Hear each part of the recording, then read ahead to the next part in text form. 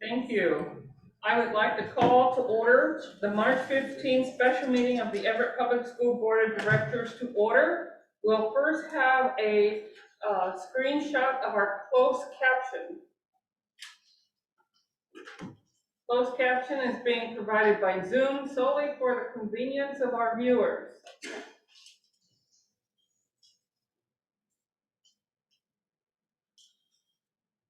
Thank you. Will the secretary please call the roll? President Hussein. Present. Vice President Mitchell. Present. Director Mason. Present. Director Nichols. Present. Director Burr. Present. Thank you very much. Our first item of business is the adoption of the agenda. Dr. Salzman, would you introduce the agenda for this evening? Yes, thank you, Madam Chair, Board of Directors, and our community that is with us in any capacity this evening. This afternoon's agenda contains a segment for the board to receive the third of 4 strategic plan updates. Thank you. Thank you very much, Dr. Salzman. If all directors are in agreement, the agenda will be approved as presented by general consent. Director Burr? Yes, I'm in agreement. Thank you. Thank you, thank you. We'll now proceed. Dr. Salzman, would you introduce our Yes, speaker? I certainly will. At this time, our strategic initiative Chief Strategist, Mr. Michael Gunn, will start off the meeting. Thank you so much. Good evening. I am happy to facilitate this board study session tonight. As Dr. Salzman mentioned, this is the third of 4 that we have scheduled for January, February, March, and April. At each of these study sessions, we're focusing on 3 strategic initiatives. I know I've gone over this information with you before, but I just wanted to briefly mention that you have in front of you a laminated copy of the framework for the strategic plan. On that framework are 2 little post-it tabs that indicate the initiatives we will be presenting information on and having you review and have conversations about tonight. These strategic study sessions provide an opportunity to monitor the work at a tactical level that we're doing in the organization. Plus, it also allows you an opportunity to from a higher level, a more strategic level, to review the impact and the implications this work has on our strategic objectives and also our priority student outcomes. So with that, I wanted to mention that last month we heard sessions that focused on student access, student experience, and student choice. Tonight, we will have presentations and discussions around the initiatives that are shown on the screen right now. C1B is Larry Fleckenstein, and he will be presenting information to you on establishing district-wide expectations for instructional time master schedules and course offerings. And then Kelly Clevenger and Dr. Jeannie Willard will basically team up to present 2 initiatives that are so closely related that they're kind of joined together. And that is E1A and E2A around family engagement, various aspects of family engagement. So you also heard last time about some of the issues that we're recognizing and dealing with all year long. And one of those is the overlap and also the integration between these themes. So you will see very clearly, I expect the information that Larry Fleckenstein presents in C1B, you will see direct connections to the sessions, the conversation that we had last month. And then also Jeannie and Kelly, the overlap and the integration between their 2 initiatives will become very apparent as they present their information. So without further ado, I'm going to ask Larry Fleckenstein to walk through this information with you. Thanks, Mike. Well, good afternoon, President Hussein, Vice President Mitchell, Directors Nichols, Berg, and Mason, and Superintendent Salzman. I want to thank you for the opportunity to share with you a strategic initiative today around our work around master schedule analysis. And specifically, we're going to be looking at how we're establishing district-wide expectations for instructional time, master schedules, and course offerings. We are on track with our initiative. And so just to begin a little bit, as Mike had mentioned, and I'm going to just walk about the room just to share that. But as Mike had mentioned, the previous strategic plan owners last meeting had shared with you these 3 initiatives. And the work that those leaders on these initiatives are doing are highly integrated into achieving our strategic plan outcomes. The initiative I'm sharing with you today, C1B, is the how. It's the transformative level system change about how we are going to take that great work and how we're going to make it live to make a great impact on improving the educational experience of all of our kids within Everett Public Schools. The reason why I choose to point out transformative is because as opposed to a transformational change, transformative change is not only a change that goes from something to something new and improves it, but also has a focus on equity and creating an equitable outcome for all students, right? So that change itself isn't just for change's sake, it's driven by the needs of students for equity. And that is what this systems level change is set out to accomplish. So just really briefly, master schedule analysis is a process that we go through at the building level with our teacher leaders, with principals, counselors, and what it does is it identifies trends, strengths, and deficits that are present within the structure itself of the master schedule. And by that is strengths about what students are accessing, but what they're not able to access because of a structural barrier within the master schedule itself. Master scheduling can create roadblocks, unintentionally so sometimes, to access that we sometimes do not see. This analysis uncovers what those deficits are and then helps schools to then set plans to address those barriers to create greater access and opportunity and inclusion for all students. So why it's important? Master schedule analysis is important because if we are going to achieve our strategic plan outcomes, we are going to have to look at shifting the existing systems that we have, especially around the secondary level experience, to create those outcomes and post-secondary and reach post-secondary goals for our students. One of the reasons why master schedule analysis at the middle and second high school level is so important is because if we don't have scheduling systems that are aligned and articulate to create access through middle school to high school, then we end up actually creating roadblocks or barriers early on in the process, that 5th to 6th grade transition, and then we basically lock kids into progressions at that point. So master schedule analysis is the way that we strategically go about looking at the systems we have in place around master scheduling and improve them year after year based on data. And we're going to go through an activity today with the board that kind of engages you in a little bit of the process we've been going through here in the district, using schedule analysis data to then create more equitable systems, master scheduling.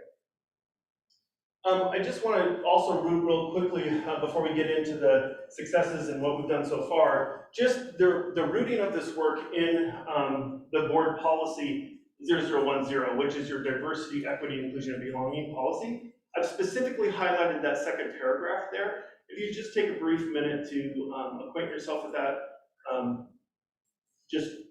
what it states in terms of what the board has charged your executive team to accomplish on behalf of students.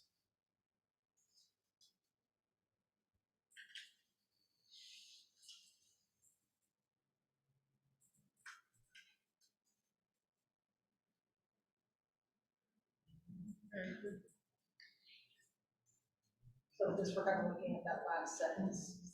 Yeah, so just for directors, is there anything within this particular paragraph that resonates with you from your policy perspective about why it's so important that we engage in this work of master schedule analysis, that connection between policy to this strategic initiative. That resonates. Oh, that last sentence, That last sentence, that last sentence. we really, I mean, it really is our responsibility. I mean, I spoke earlier that middle school is not a time just to warehouse, kids going through puberty. It really is that what's happening in middle school, what's happening in high school, you know, removing those barriers. Are we intentionally putting stuff in the way? Are we intentionally doing stuff, or are we unintentionally doing stuff that we need to unearth? And that's really our responsibility. Any other directors?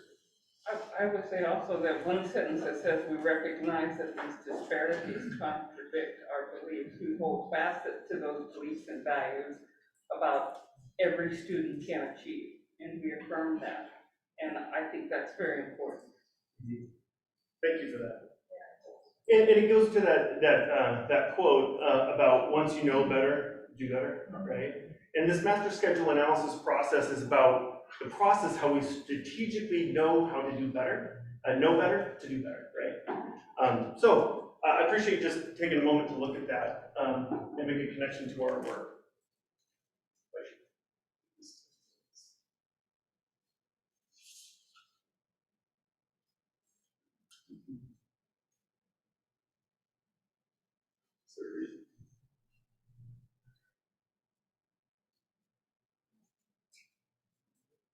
Battery.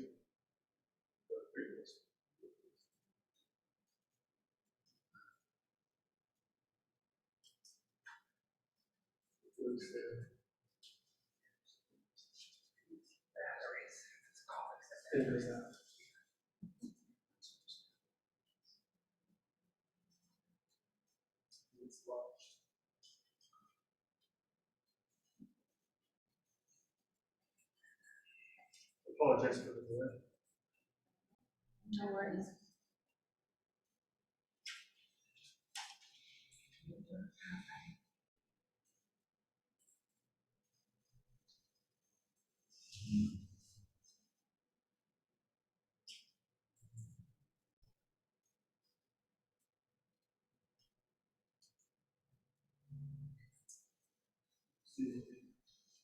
Right.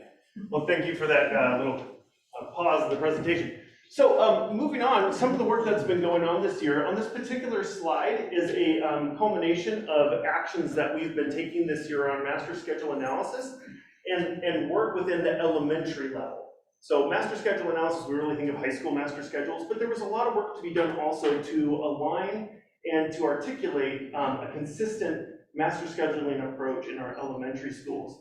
And the aim of that, of course, is to ensure that all students, no matter which school they go to, are getting that, that equal level or equitable level of minutes in each of those core subject areas and experiences that every student should have in Everett Public Schools. So the outcome of that particular work was to create that consistency across the district. This very first milestone that you see here was to align that master scheduling at elementary to the instructional frameworks that you saw presented last week, or the last meeting that you had.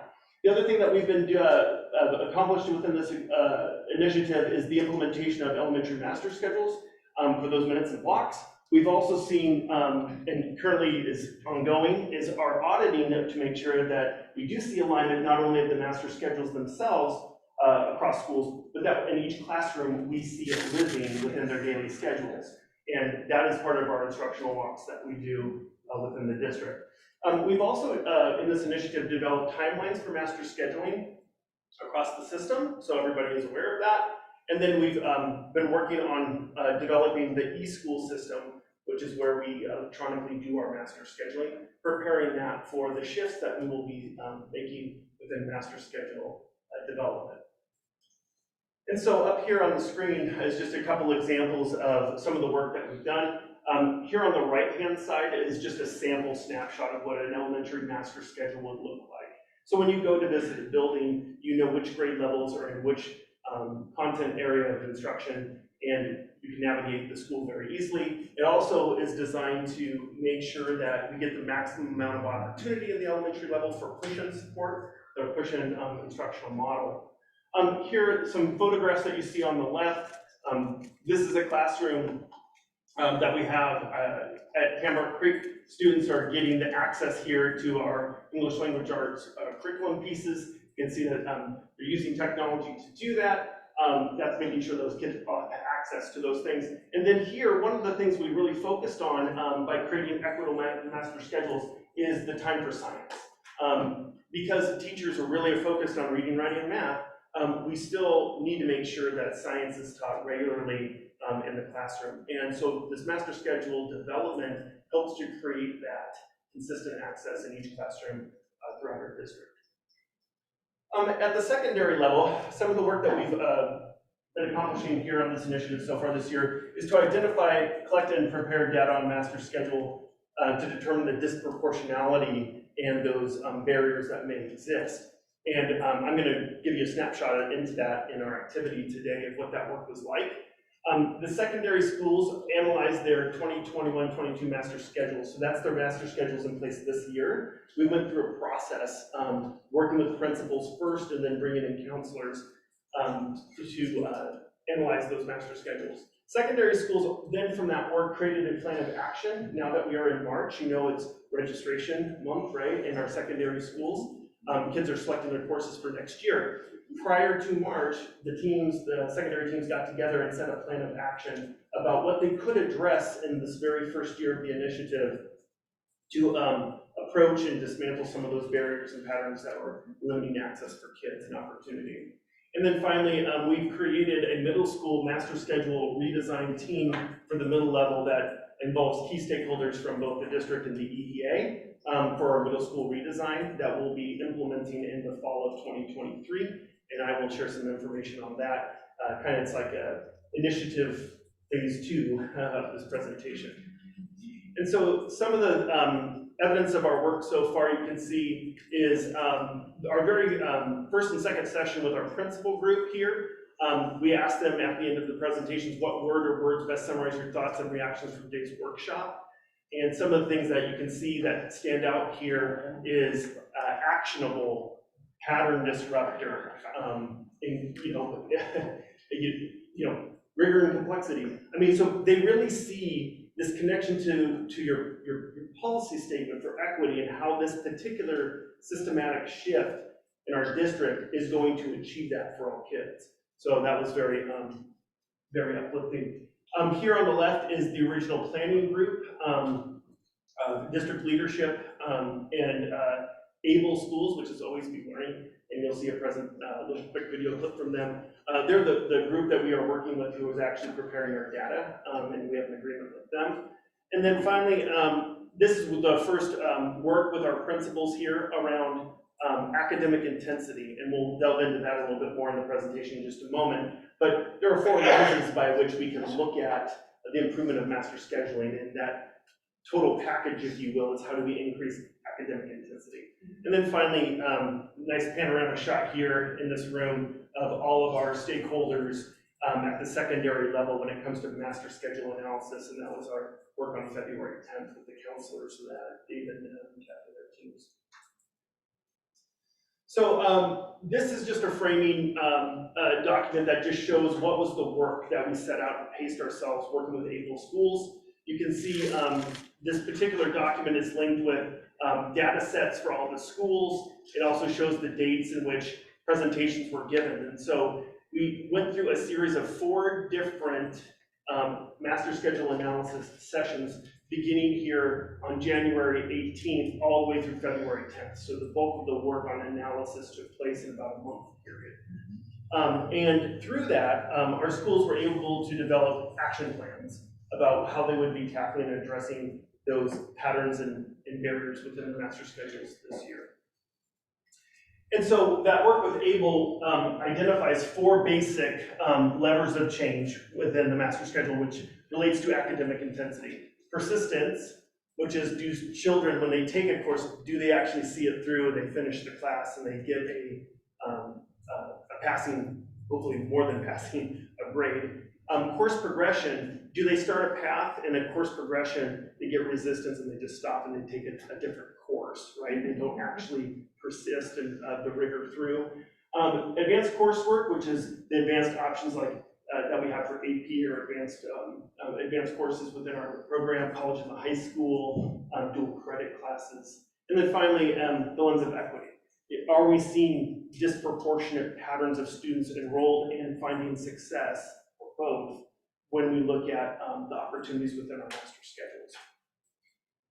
So all that combined, those four things I just described here on the left, relate itself to academic intensity.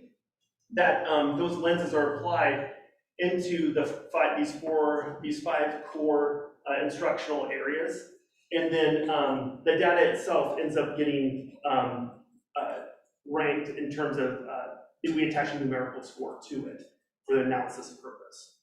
So that's what the schools did, right? To then look through those patterns based on that data analysis for each of the comprehensive high schools and Sequoia. And then we brought our middle schools into that as well. So this is an example. I'm not going to go through every aspect of the data analysis that we did. I'm just going to focus on one for the purpose of today's meeting. And this happens to be course progression. So this is an example of course progression, what it looks like here in a particular school, starting with students who are enrolled in algebra in 9th grade. So at this particular school, you can see there's 155 students who are enrolled in algebra in 9th grade. The very next year, which is this bar, out of that 155, 122 went to geometry, 29 went to algebra 1, so they may have had to retake the class. And then we have a couple other offerings here. In their third year as juniors, that same cohort went on, 72 continued on to algebra 2, one went to 8, went to algebra 1, other was 39, geometry was 28. So you can see the data analysis of the patterns at which people take and whether they continue to progress through what we would anticipate they would take in their courses. So just to give you a little background on how that data is framed, I'm going to just play for you a quick little video. It's a voiceover from Dr. Stephen Gearing from Able Schools. The screen itself will move. You won't see him, it's just a voiceover. But he'll explain course progression as a form of a lever for master schedule analysis. This data visualization allows high schools to track the flow of their students through their curriculum and their course-taking sequence. For example, at this particular high school, 117 students in this cohort of students started in algebra their freshman year, 115 moved on to geometry their sophomore year, 91 moved on to an algebra 2 course, and 54 students moved to a very similar type of algebra 2 course their senior year. Courses are organized by discipline to allow schools to identify which courses are very close cousins to one another and how students are progressing through the curriculum, or are they taking a sidestep to a similar type course. This is particularly useful for schools to identify areas to focus on. Where are there off-ramps in their data, or particular areas where students aren't progressing at the desired pacing and sequence. This is an interactive visual that allows schools to choose different cohorts of students. For example, they could also look at their accelerated students coming to high school already completing mathematics, a high school math course in middle school, and how are those students progressing. And as you can see here, about a third of the students who came accelerated into this high school did not take math their senior year, but about 15 of them did make it into a calculus course and 12 made it into a statistics course. Again, useful for planning and for schools identifying areas that they want to focus on for goal setting. So I'll just take a quick pause there if there's any questions directors may have about these particular data displays. Or the process we'll go through. How do you baseline this data? Like, what's normal, I guess, when you look at high schools across the country, and like, is this a normal pattern that you would see, or are we way off, or are we right on, or? Mm-hmm. Yeah, and so we have not in this first year compared us to national trends within this data. It's really the first year of this initiative is to get schools to identify what is their starting point this year for this semester schedule, where we're starting from, and then responding to that to improve over the course of this initiative. So we didn't start with the national norming pieces or comparing this to the national or local partners. It's really where are we at today, where do we want to get to create greater access and opportunity for kids. I just have like two questions. I guess when it comes to this, if there is some natural attrition that, you have more classes in geometry, then you'll have fewer seats in those other ones. And so you know that there is natural attrition. So as you're planning, you don't have, say, 3 classes of geometry and 3 classes of calculus because you might not have that many kids coming all the way through. But I think to Caroline's point too of those kids that fall out, my biggest question would be, what is their future path? Because is their university or college requiring 3 years of math? So they need to get that third if it's statistics or if it's not. And then, are they, while we are creating, there are off ramps, are they not going to be able to get back up to get into the college of their choice, the career of their choice, because they didn't take something in high school? So as the counselors are looking at those schedules, what's missing and having that conversation about consequences of missing, I guess is my question.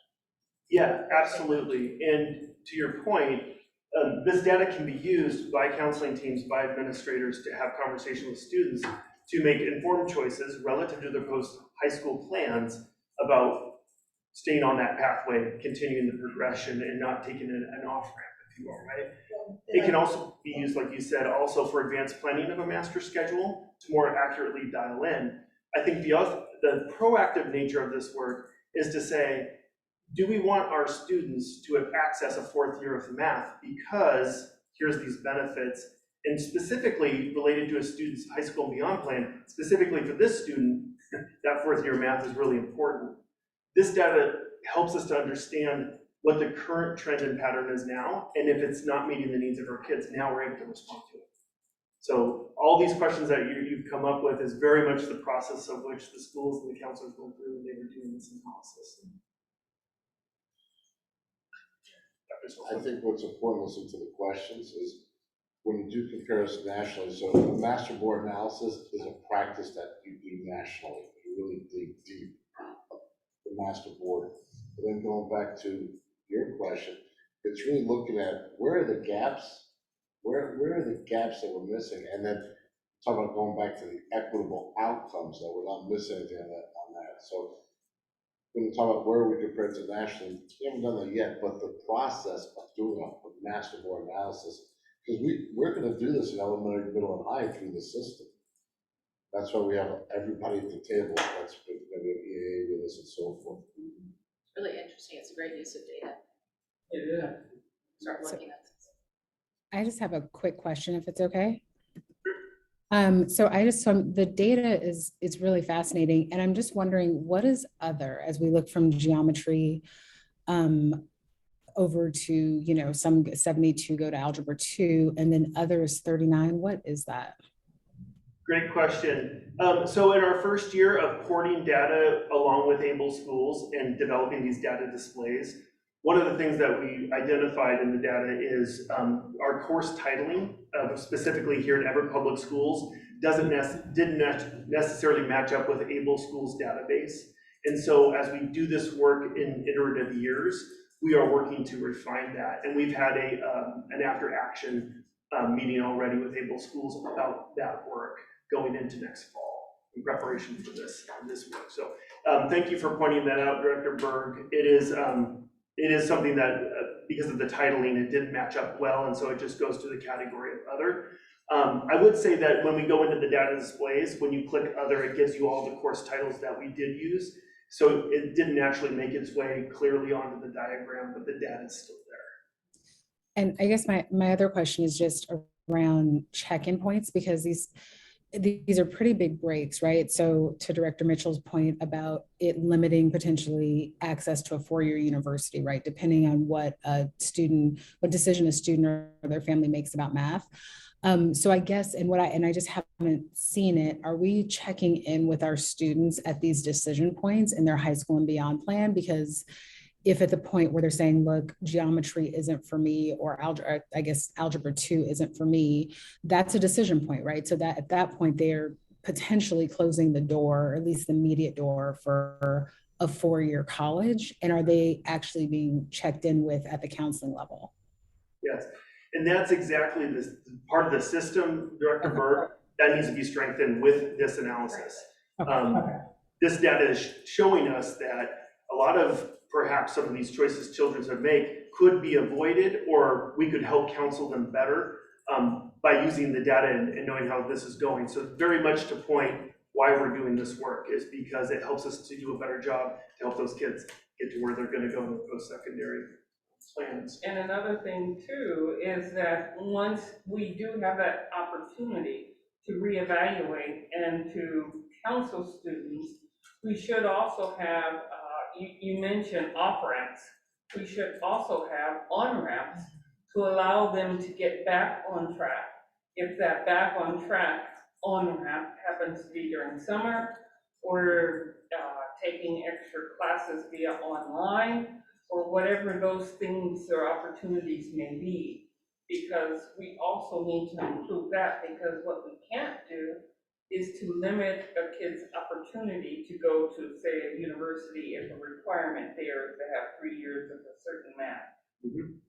Absolutely, and both Director Berg and President was saying, your statements make a perfect segue into our activity.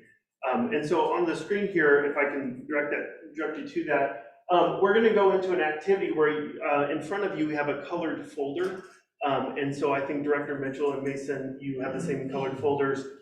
Director Lassane and Director Nickel, you have the same colored folder. And then Director Berg, electronically, you've been sent a folder as well. It is of a different student, because I didn't know how we could partner up, but you still have access to the same materials that we're analyzing. What I'd like to just kind of point out for everybody is the work that we need to do. So once we've analyzed a master schedule and we know what we want to improve upon, those 4 levers that we had presented within the data, right?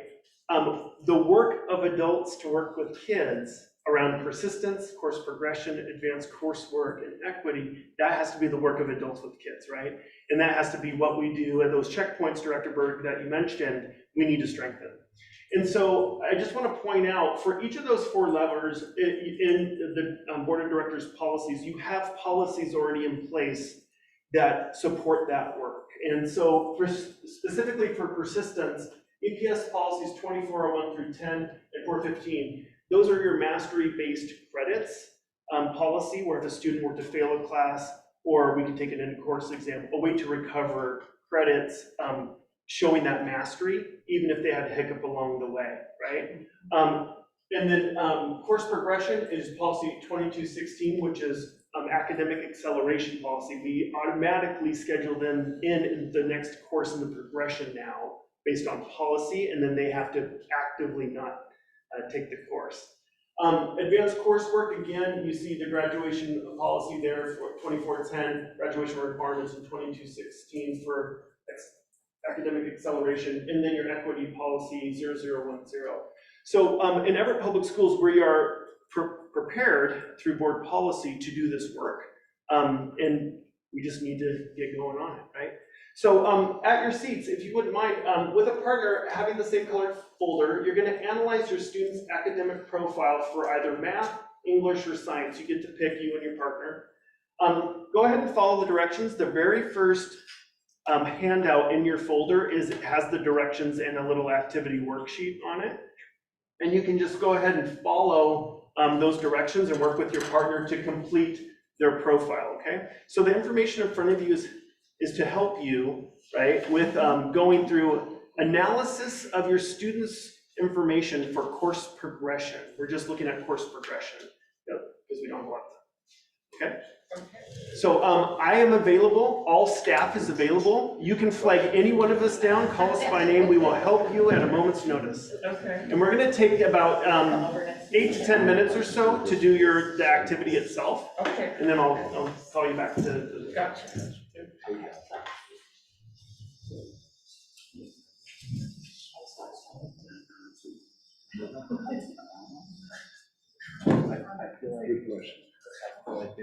And Director Berg, if you need anything, you just let me know. Pondering your thought process.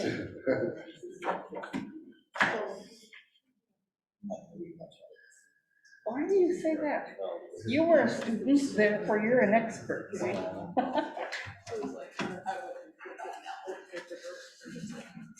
For math, English, or science, respond to each of the questions. Okay. Director Berg, did you have your folder for your materials? I got it. I've got Carl Dietrich. Yeah, they're aliases, yeah. Yeah, no worries. Thanks.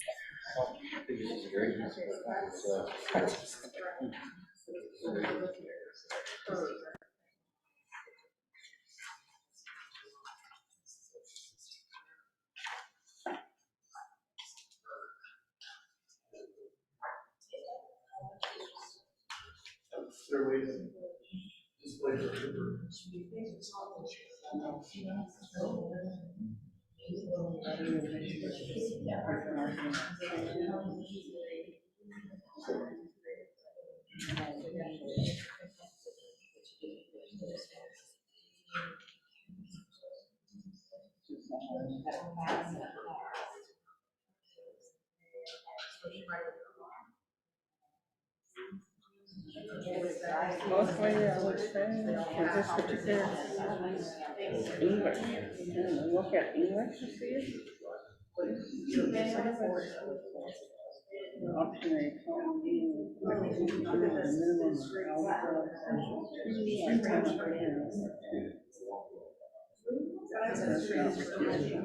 I'm interested in a career in education, but it does not require eligibility.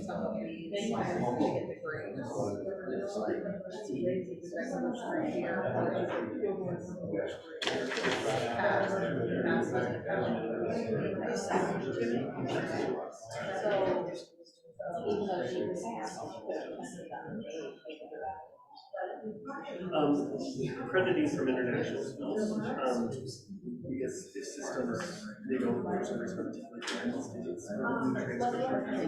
You bring that in, it doesn't affect you. So, it goes to transcribing those. No.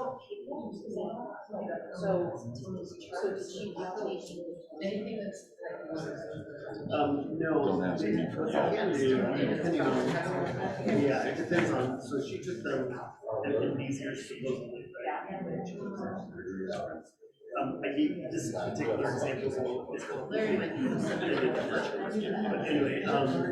it's just showing the complexity. What I want to show you is the complexity we get when we're trying to determine course progressions in math or English or different types of students. They're not just the box that kind of student, you know what I mean? So I gave you a really hard one. I thought you would get it. Yeah, so you can see that. Yeah. He did, he met the requirements.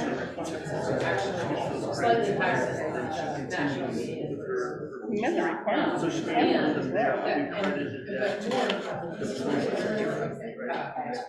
So although she took them in 2018. And that's kind of what I like to try to capture some things if possible, so if I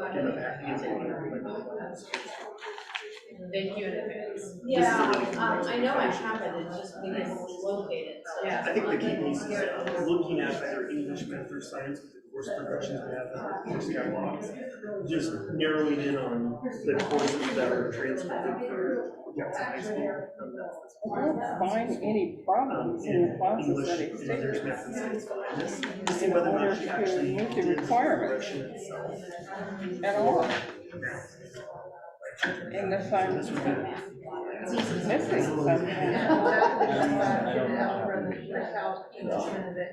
Say again? Yeah, exactly. Based on the classes that I know my kid had to take in order to pass and make it, yes, he's starting a business, he's going to design, he's looking at management, administration, marketing, and sales. He wants to go to college. have the ability to do that And there's the requirements in order to go to college, you know, to get a bachelor's Now, they degree. can also, I mean, there's so many options now. That's kind of, we're just looking at progressions. Do they go from, this is elastic, how through the tree. That would be the classic progression. Yeah. I don't see that he did not. See, that's one of the things, I don't know enough to say that I don't believe, based on what I see he's taken and how he finished it, I think this kid That would be kind of one of those counseling decisions. well beyond being, he's in the green zone. Let's say that. I don't think he's in the red zone, I don't think he's in the yellow zone. I He's think dyscalculated, that is. Just do, this is my teacher move where I come and I just hover. Oh, here. Okay. To Yeah. see if there's anything. They're considered. Exactly, yeah. What's the difference? And, AP and DC. it doesn't, it's one is not more- added up with all the credits, but with the grades that he's received, I would No, but I assume meant that what's the difference he's between these earned two? all of the credits necessary It's to just graduate the with 24 credits. The different levels. Let's So see, AP is obviously. 2.5, Calculus is not four a and a college half, level calculus class. 6, It's calculus, but it's not as good as calculus. 7, 9.5, 10, 12,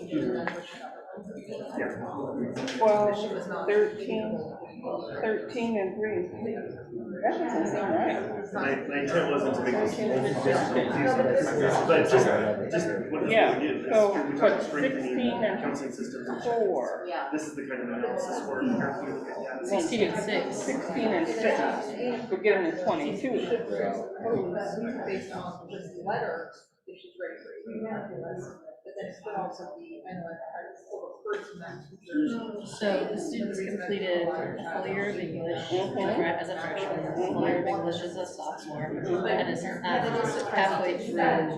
Oh, that's so, he He hasn't hasn't finished any finished this research one yet, but he's gonna. He's getting He's it. gonna finish. He's got an A's here. There's a highlight. Yeah, it's highly likely that he There you would. go. But you're saying. And he's taken all his He's taken history, and US. and we're all in US, and And he's taking psych, So, which he's doing all right in, but it's AP psych. yeah, but see, the thing is, civics or government, he doesn't have government, but is that in world history or US history? Well, government, if it takes government and civ, that could be a senior year. Oh, okay, gotcha. That could be senior year. So he's taken on the 7th and 6th and 7th math, algebra. So he's taken some advanced courses when he's in middle school, and he took algebra as an 8th grader, and he did pretty well. He did pretty well. And it doesn't say he earned the credit. So you get these. But see, he didn't earn any credit here. Well, except You don't, these are all all middle middle school school courses. grades. So this is a high school course, this algebra one would be is only high school course. So he got a B, but he didn't pull it up in his transcript, so that would be something that we would I add. limited it to Now- course progression. Now it should automatically credit bearing options always Right. roll up, and then a parent can remove it if they choose to do it, if it's gonna be detrimental to their GPA. right. But this should have rolled up. It This looks should like. have rolled up because I could see B as a good grade, and so I looked at it as he is already. Well, and he's taken geometry. And he got did very well, So there's his credit there, and now he's taking advanced algebraic concepts. which is really something because he mentioned that he wanted to take a 3rd year of math, which that would apply, but why he didn't take pre-calculus. Well, he's in pre-calc now. So he took, so this is his freshman year, sophomore year, junior year. So this student took advanced mathematics in the middle school. These are advanced courses. Director Berger, I'm And just so, checking in. Is there as a anything you need freshman, from he me? already entered in with his, he's entering in. I'm good. I'm just listening in. Advanced algebraic concepts, so it's like a algebra 2 component, and then pre-calc as a junior. Okay. So algebraic concepts is out. So Director Berger, just to show you over there on the screen Advanced algebra. is It's the a- master schedule in its entirety. This one And is it's a all the very courses question offered. specifically about that one, And but you this can is see like, some so color it's coding of instead of some of taking them. algebra 2, that's what he took. Any Instead you get to course that's So see, colored, he's got his 3 color has years of color math. is an advanced I don't option on that high see school master anything schedule. here. So it And gives then the a visual science. representation of advanced how many science courses at high we school have, and but also how many of them middle are advanced. But again, his Just credits as a didn't quick come on, reference. so he could take that, he could add that. And I can always It's give an you A a small minus and a version of B. that if you were curious. Yeah, no, it's fine. Who else has Carl? With their final GPA. What's that? Their GPA. Who else has the same student as me? I only assigned it If you have a to you. kid, I didn't know whether or not. 7 to 3.9, you know, they but, would just pull. Okay, no worries. do a share out where He's you still gonna can need to get share some your credits. observations of. But he's taken course biology, progression took students. physics and What English. And He have just Yeah, came, I'll share out, that's perfect. and he still has that 1 year chemistry, so as far as, physics training. Not to my knowledge.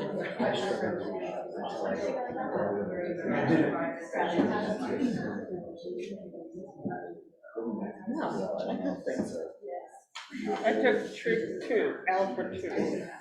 When, it was a long, long time Physics in ago. the universe doesn't have any When we combination was math, algebra two. physics or anything like that. Yeah, You guys doing good, directors? yeah, I think so. But see, the thing is, I don't see where this person has a problem with not, he's still in the green zone. I look at him as in the green zone, and not a concern zone. They're progressing, exactly. And allowing him to take things that, you know, you have to take PE, but higher. Hey, you know. directors, I just want to give you a 2-minute warning because we got to stay on pace here. And Spanish, he's got the world history, because world language is, not world history. But he also language. took Spanish 1, so this is a credit that hasn't been, he took Spanish 1 as a middle school. All So- of his middle so school this was grades middle have school. not rolled out. So there's a question. The other piece is, They're senior. so for the college caters, the And how do you know that they required courses that universities ask, is they ask them to make sure that there's 2 years of So it's credit. just He's met the cater there. He's got, It doesn't actually show, it just- He's done ASB leadership courses. I mean, so this student looks like he's in the grade. And look at the other classes he's taken, he's taken them to manage. And so these are your CTE courses. Right, that he wants to take the business management, administration, marketing, he's done that. Well, and it looks like he's in leadership, so this kid is probably So there's maybe doing some DECA work and things like that. Exactly, so I don't see how it's in the red zone. I look at all of the classes that he's taken, and based on what he wants to do, what he needs for college, he's taken those. The fact that his middle school grades haven't rolled up, you kind of wonder, he's probably that kid that has a 39 and doesn't want to ruin his GPA. so you have to keep the grades So up. the idea is that it's. Larry, I don't know. they do it That this if part, in the yeah. past second semester, they. Okay, so really thinking about the persistence in the course progression. Is this student really persisting through, I think he is. to meet what he needs to do to earn the credit and stick with the courses? And it looks like most of So the let's credits say he's this person attempted, feels. he or she has attempted has, they've accomplished. They've come. And And as far as advanced coursework as well. And then Taking the CTE Yeah. classes, he's taking the AP classes, I mean, he's not literally. Well, it's AP Psych, and I think there's 3 science courses. And that one math class that's. I guess it's. 3 Cal, he's in 3 Cal. Where? Next one. The grade that you. This advanced algebra. Mhm. Yep. So So the junior, he's on track. he's on track. Yeah. Now, equity, I don't understand. Is it, so is the student accessing academic opportunities, do you see patterns in their course selection? So this is a student who is not necessarily just taking like your standard easy, I'll just do whatever is required. They're doing some advanced options, some like AP Psych, but they're not taking, like, they didn't take AP World, right? They just took World. Yeah. So it's a student who's they're doing AP Research, as their college company. So they did some advanced coursework, but not everything is advanced. Doesn't mean that you have to do everything advanced. Well, and one of the things that we caution kids about too is really making sure Don't you find balance. overstress yourself. If you're doing too much, then you don't do everything well. That's correct. But the student's taken some choir. He took choir in middle school, is continuing to take Spanish, doing some leadership work, And the CTE classes as well. and then CTE classes that are really designed to meet. The family health is a requirement now, isn't it? It's a requirement, you have to take health. So that's what he did, he just took that in ninth grade, so that's a requirement. Oh, did you say that? Okay. Well, I'm just gonna bring it back in because we want to get through the rest of the presentation, and we have other presentations as well today. Thank you for your engagement. I mean, it's engaging work, right? It's very detailed and complex work. The activity was designed to give you a couple different insights into the process. The data displays that we are using to analyze master schedules tell us where we need to set action, and that's the work of the teams. The work that you were engaged in is leveraging that data with an individual student, like say a counselor or administrator or success coordinator, to help them through to make good decisions about their high school and beyond plans and the courses that they're taking. The activity up here, and I know we didn't all get to that, but this is the master schedule actually from Jackson High School.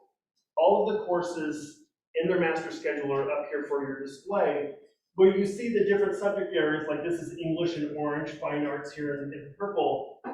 I've color coordinated the different subject areas like math and science to give you just a quick visual representation about the percentage or the percentage or so of what is an advanced course on a high school master schedule. So you can just really quickly see the color, and you kind of say to yourself, okay, I'm looking somewhere around 30 to 40% of coursework at this particular school isn't considered an advanced option. So the access to those courses only improves, and our support of students only improves through this master schedule analysis work, right? And it's very intentional and strategic work. So directors, would anybody like to share some of their notices and their wonderings that they had as they were digging into course progressions through the activity? I'm highly unqualified. I needed a principal to help. Former principal. I think, because you admitted you gave us a couple of because it was the transfer. Mm-hmm. And so the heavy workload it is for the counselors and the teachers of what really is their coursework that they did in another country, because this was an international, to hear how comparable is it. We saw one class, it looks like she repeated it, or did she just test out of it to get the US credits versus whatever credits are transferable. So I think, I appreciate the fact you didn't give us just a cookie cutter kid. We really had to look, and this kid, she has the potential of taking 5 years of high school math. She failed calculus. If she just decides to just not continue, she has 4, which qualifies her for any university. Thank you for that. Other directors? We essentially had a kid that was a stellar kid, a stellar kid that knew what he wanted to do, and essentially took the classes that were, I would say, no problem for that particular achieving their college and beyond, or high school and beyond plan. I just looked at it as I see no red. I see only a green kid here. I don't see any concerns or issues other than the fact that the classes that they took as they were in middle school as an 8th grader, they didn't transfer those credits over to high school.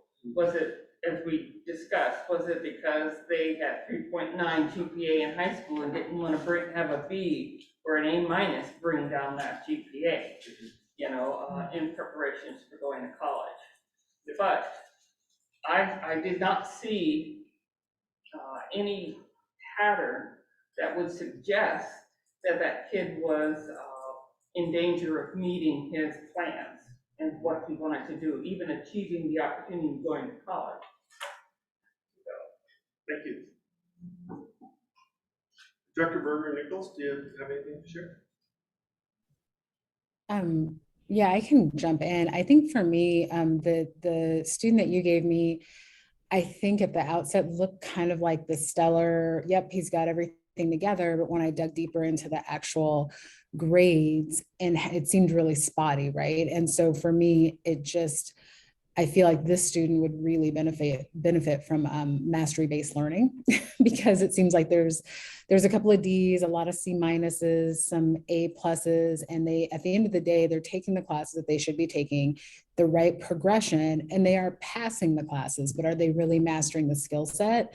And based on their plan, they want to be a software engineer. And so that's going to be a course or a level of a career path that they're going to have to show mastery. And so that was concerning and kind of a red flag. And so it kind of speaks to, I think, what you're getting at tonight, which is, where to jump in, how to dig in, and how to kind of course correct, even though it looks like on paper they're checking the boxes. So it's probably more like what most of our counselors see, not completely perfect, but not completely off track.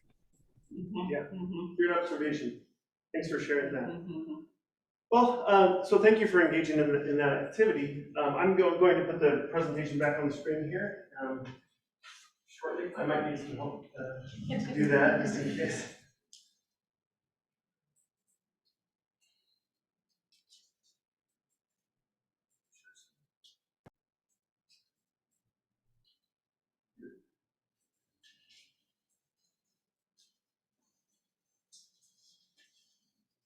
All right, and this was our share out here, just that work. And so, yes, if we are going to actively use master schedule analysis to create equitable outcomes for students, we have to go all the way down to the transcript kid level, and we have to really engage in some authentic counseling at strategic points to make a difference. So this is work for the length of this initiative, this 5 years of our strategic plan, is great work, and it builds upon all the successful things that we've been doing as a district, and then advances it even further. So really exciting work. I have a question about the way that persistence, course correction, advanced coursework, equity on this slide versus your slide where you had equity here and the others this way.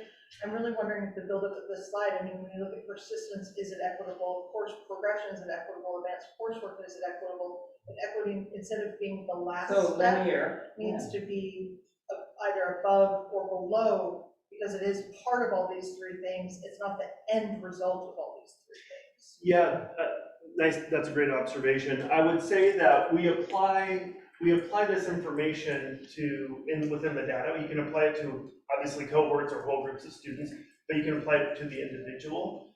When we look at data itself around persistence, do they keep taking the class? Do they actually finish the class?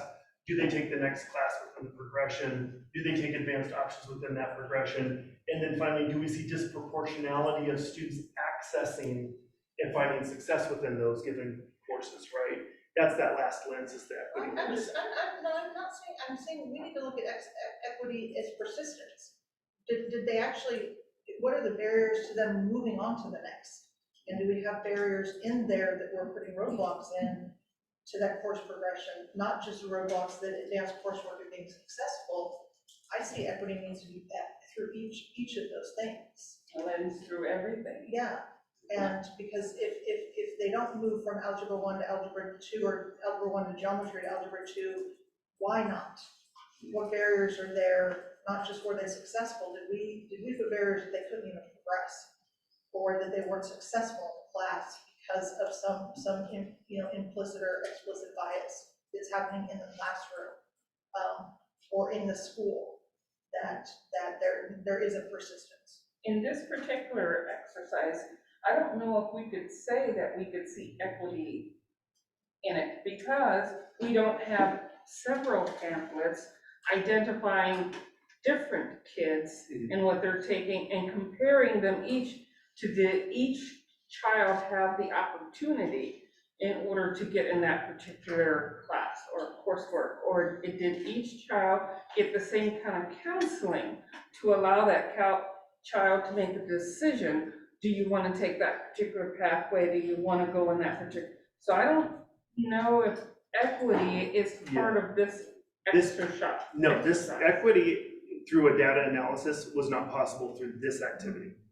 You have to look at data as a whole for the students in that school, in that grade level, looking at access, success rates, grades issued. That's how you analyze it through data for that. And we did not delve into that in this activity at all. Yeah. But I did want to share with you the 4 lenses of data that we are applying in master schedule analysis. Exactly. Well, I think if anything, the question I posed was the question that Dr. Lasey posed, just shows the complexity of this. Like, this is a big lift. It's exciting. Yeah. It's super exciting. And it's work that we've actually been building up to this strategic initiative over the last 3 years. It didn't just happen magically this year. It was building up and having conversations to do this work beginning this year in the initiative. So I'm going to segue from master schedule analysis to another major portion of the systematic changes that we're making in Everett Public Schools to create greater equity and access in our schools, and that's middle school redesign. This particular part of my presentation is quite high level because we just engaged in it here in the last 2 months, but I did want to give an update on that. We have put together a middle school redesign team that consists of myself and all the members here listed on your screen. That includes both the EA members, district administrators, and then principals of our middle schools. This core team is now engaged in work that is going to help create a middle school structure for which we will build master schedules upon. That, again, through your equity policy, creates greater access, opportunity, and inclusion of students into courses and breaks down those barriers that may exist within our system. And so, timeline for this particular initiative and where we're sitting today, this middle school redesign team meets every month. We have 5 meetings set up until June 9th is our last one for this school year. At that point, we are looking to have centered or come to an agreed upon design that we can present. The timeline holistically for this work, once we set that design and we've got that set, then we have an entire calendar year from July 1 of this year all the way until next school year to then prepare for the implementation of that in master scheduling. I do want to point out there's some really hard deadlines to make this work. And one of it's here in December of 2022 this year. All new course proposals that come out of this new design must have been developed and then approved in December, so then we can do all the infrastructure work that builds master schedules. So while we'll have the design finished up there's a whole lot of work next year in this particular initiative to prepare to make it a successful transition for our middle level staff and for our students and families. And so we asked really 4 central questions in our first meeting to get to the heart of this work and what we hope to accomplish. I've highlighted there just on this particular slide the same terminology that is embedded within your district equity policies 0010. And so really, if we're looking to foster innovation in the middle school experience that's inclusive, increases student access and opportunity, increases student choice, and provides our greater flexibility in a 6-period structure, these are the essential questions that this committee is delving into. We are now, have completed 2 of our meetings. Our next meeting is after spring break, where we'll actually start to go through the iterative process of design and coming up with multiple master schedules that we will then analyze, critique, and then start to pare down into a final result. So really exciting work there that complements the master schedule analysis. And so holistically, taking the first part of the presentation, taking the master schedule analysis portion, over the next 5 years of this initiative, you should see measurable improvement in metrics that we've already presented to the board. So what you see on this slide is not something that you've not seen before, it isn't presented to you annually. These are just some of the measures that we do report on that we should see the needle move in a positive manner over the next 5 years as a result of this work.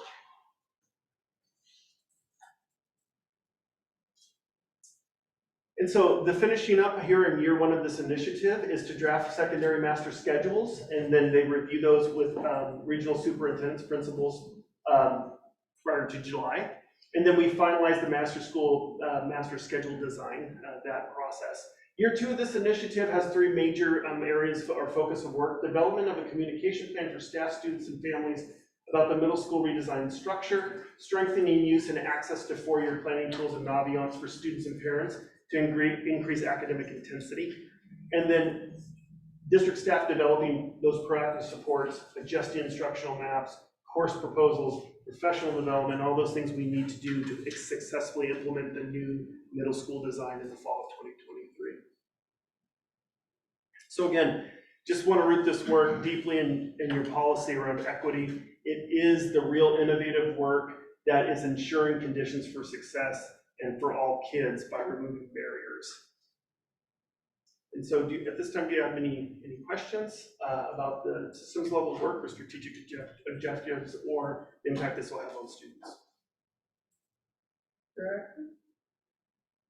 I have a question just around tracking students. I know we've been using Naviance for many years now, and just curious about, are we, I'm assuming, able to track how many parents log on and look at stuff, and are we seeing growth in that, in families and students engaging in sort of taking ownership of their, you know, coursework, or has that stalled out because of the pandemic, or?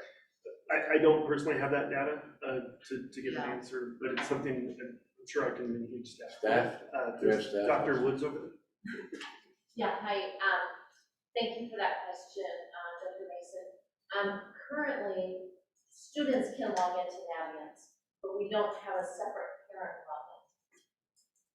Okay, Naviance, so we I can't. must have used my son's credentials. So we can't tell that you use your Yeah. son's credentials, because it just looks like your son was logging in a whole lot. Every day. That is a possibility, it's just right, and, that we could work that with Naviance, it's just, would have been a very heavy lift in these last 2 years for our Yes. technology Yeah. team. Yeah. So- And are you getting the sense that it's become a very embedded tool in our system for really tracking the high school and beyond plan? It is much more embedded now because the high school and beyond plan is a graduation requirement as of the 2019-2020 school year. So it's more embedded than it was before. In tracking that, because we'll have to tie it to their graduation pathway and their graduation requirement. So it's getting there. We're also using Naviance for our 8th to 9th grade transition meetings, where the students are actually working for the next couple of weeks. We're working with high school, middle school staff, and logging in and putting it right into Course Planner. So they'll be able to see that. So we're working towards that. Is it truly a highly embedded, kids are really taking ownership? Not yet, but we're certainly moving in that direction. Right, thank you. Hey, I've got a question. Oh, sorry.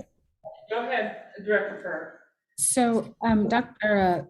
Larry, I guess my question is just the PDF, right? And I think the way that you gave the directors is probably similar to what I got in the PDF.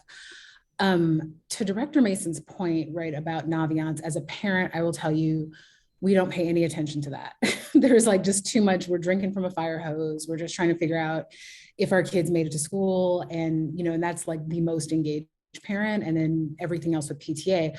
But the PDF that you sent, that would be the most helpful thing for me as a parent, right? Like to get that twice a year, because it had my child's schedule, which is very relevant and important to me. And then it had the high school and beyond, the kind of highlights of it and what that child said. And I could look as a parent and say, oh yeah, he wanted to be, a firefighter in 8th grade. Now he's in 10th. He probably ought to update that. And then it also had, that transcript piece of it, which was great because again, I don't have to go to another system now to look at the transcripts and say, what's math, what's ELA, et cetera. So I guess is that, and I know right now it probably isn't possible, but would that be within the realm of possibility to get parents that information? Yes, and so to your point, in Kathy's explanation, the year 2 initiative of this initiative's work is to strengthen that and make that possible. It's not there for this year, but it's where we're working towards, and it is a part of this initiative's work to complete next year. And if I could just put a plug in for simplicity, because the beauty of the PDF that you sent me, it was one document and it was simple. And so I have dug into Naviance, especially when they labeled my Black child white. That's when I got super engaged in Naviance. And there's just a lot of things to click, right? And so for me, I just said, this is, it's fine when you're like very motivated by something like that to figure out what the system is. But would it be possible as you look at that year 2 initiative to make it just literally a simple PDF versus having to log on and figure it out? Yes. Okay, awesome. Thank you. If I can concur with that as a parent of a daughter who had a lot of agency, that when the school says, talk about your schedule, I've got it, Mom. If I actually got sent something, I could have a conversation with her. And for those kids that, they are given a lot of, schedules, do all this kind of stuff. I concur as a former parent, if I had something like that could have been helped with discussions. My question has to do with Naviance and bringing the eighth graders in. And when we start that process, I know it's a lot has to do with the transition from eighth grade to ninth grade. Are we looking to bring in Naviance understanding and training, or whatever you might want to call it, much earlier? Because if we're looking at redesigning middle school and want to use Naviance and allow parents the opportunity to say, hey, we're starting much earlier in helping your child reach their goals, would not we want to do something prior to that transitional period, but much earlier? Naviance is all in middle school. Isn't Naviance the whole high school beyond plan in middle school is all in Naviance? So they've been using it since sixth grade. That's correct, we use it starting in sixth grade. Sixth grade. And parents are much aware of this? Yes. As I said, we don't currently have a parent login. There is a requirement that parents are involved in the high school and beyond plan, that we inform, and that it's in parents' first language to the extent possible, and all those sorts of things. And we can, tie it in with probably the strategic initiatives that you're going to hear about next. That two-way communication and involvement can certainly be improved. Thank you so much. I just want to thank everybody for their engagement for today's presentation, and thank you for your time. Thanks all. Thank you. Thank you, Thank you. Mr. Frankenstein. That was a good presentation. I love it. You ready for another topic? Oh, yeah, we are. Okay. Here we go. I'm glad we had a nice segue from Dr. Woods over there. So Kelly Clevenger and I have the opportunity tonight to share with you about Theme E, which is family and community engagement. And like you've seen, there's been a lot of overlap between many of the initiatives, but I think you're going to see even more so. And maybe because Kelly and I are presenting, but very early on, we realized that our two initiatives had so much overlap. So you see a Venn diagram up here. And Kelly's initiative is really around E1A, and that's really the partnerships that we see that are about social emotional development of students and also their academic support, and making sure that we're partnering with families around that. And then E2A, which I am representing, is really around two-way communication and transparency with our stakeholders. But how those things take place really are largely the same, because we really talk about building on a lot of the systems we already have around communicating. We talk about creating new systems and new processes so that we build on our communication and we build trust with our stakeholders. We also talk about navigating. We were just talking about that, talk about navigating with our families and community, our system, because it can be very complicated. And then we also talk about learning with our community. So we're not alone in our learning, we learn with and from our families, our community, and our students, of course, as well. So with that, we've been on a journey the last year. Even before the strategic plan was formalized, we were engaged in the work of identifying what family engagement means, and we created a definition around this, which really speaks to family engagement coming from a place of authenticity, as well as making sure that it is two-way, that is inclusive. We talk about belonging, right? These are themes throughout the work that you hear. Even all of Larry's very detailed work, it's throughout that as well. And then we really talk about strengthening that support that you see at home and at school. It's really that connection. It's not one way, it truly is two-way. One of our partners in our thinking over the past year has been Mike Collins, and actually I have him here tonight, we do, Kelly and I, so that he could share a little bit of background, because he's an insider-outsider, right? He works nationally, he does this work across the nation, and he brings his experiences as a former board member and many other experiences, and he can share a little bit about that, and has helped guide some of our thinking about family engagement and community engagement and the future for us, and really embedding it in everything that we do. And so in that, I want to introduce Mike Collins, who I hope is there, and maybe we can switch so we can see Mike. Hi, Jeannie, we're right here. Hold on 1 second, Mike. So when you stop sharing your.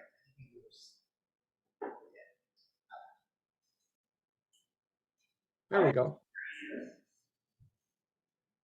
Mike, it's all yours. Thanks, Jeannie. I appreciate it. Good evening.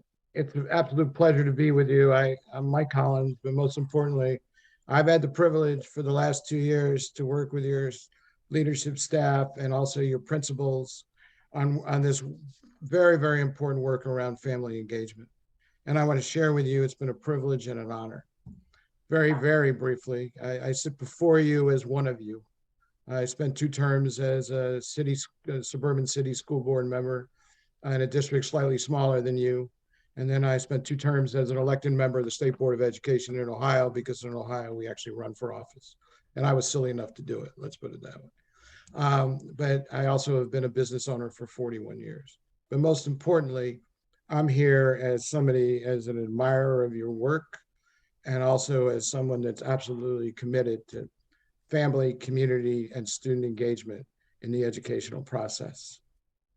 So I'm just going to take a few minutes, and I really want to start by congratulating you on your Everett success in the most challenging and difficult times in maybe all of public education's history.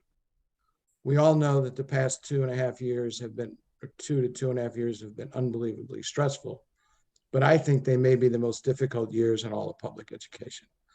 And when you look at that and look what you've done, look how well you did in terms of automatically all of a sudden going virtual, to then virtual to hybrid, back to virtual to hybrid, from virtual to hybrid to in person, and all the great work you did, including creating vaccination centers as the vaccination became available.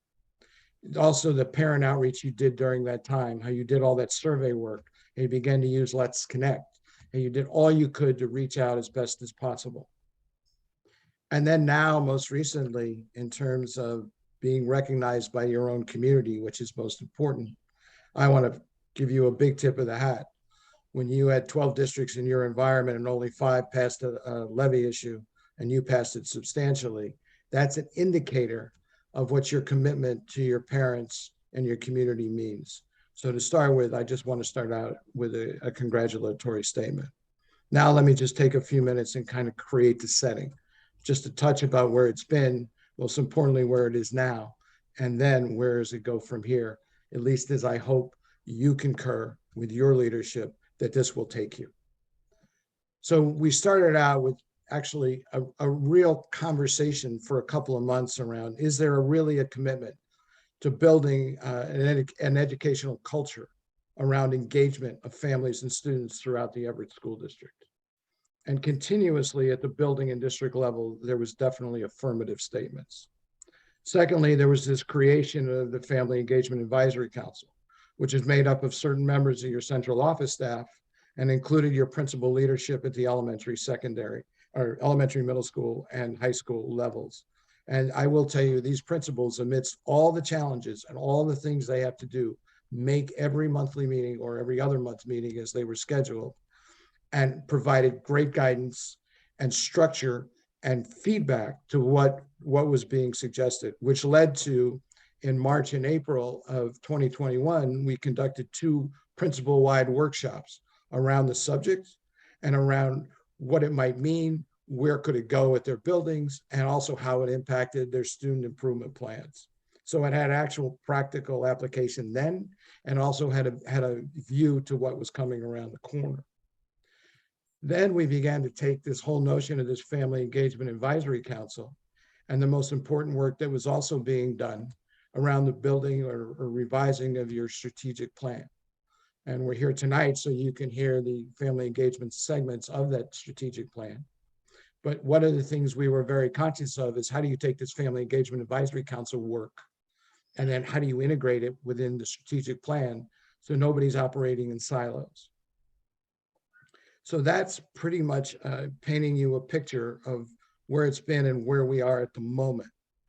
But let me add that there are some real guiding points in this work as we sit here in March.